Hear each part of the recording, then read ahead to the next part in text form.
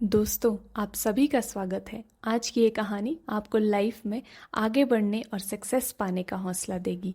तो आपका ज़्यादा समय ना लेते हुए कहानी को शुरू करते हैं।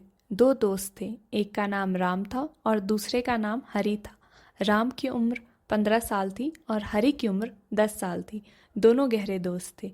एक दिन वो दोनों खेल रहे थे और खेलते खेलते वो गांव से दूर जंगल में जा पहुंचे।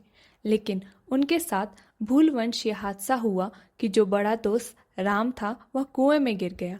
कुआं खाली था लेकिन हरी परेशानी में था क्योंकि उसका दोस्त मुसीबत में था और दूर दूर तक मदद करने वाला कोई नहीं था। वो बहुत चिल्लाया और मदद की गुहार लगाई, मगर उसकी कोशिश नाकामयाब रही। उसके बाद उसने दिमाग लगाया और उसको एक रस्सी और बाल्टी दिखाई दी। उसने रस्सी को कुएं में डाला और राम को बोला कि वो इसमें बैठ जाए और इसकी सहायता से उसको बाहर निकालने की कोशिश करेगा। अब हरी अपनी पूरी ताकत से उसको खींचने लगा। बार बार विफल हो रहा था लेकिन उसने हार मानी नहीं और अंततः उसने कुएं से उसको बाहर निकाल लिया। दोनों बहुत खुश थे। जब वो गांव में आए और लोगों को इस घटना के बारे में बताया तो किसी ने भी उनकी इस बात पर विश्वास नहीं किया, क्योंकि लोग ये मानते थे कि एक बच्चा खुद से 5 साल बड़े बच्चे को कैसे खींच सकता है। किसी को भरोसा नहीं हुआ।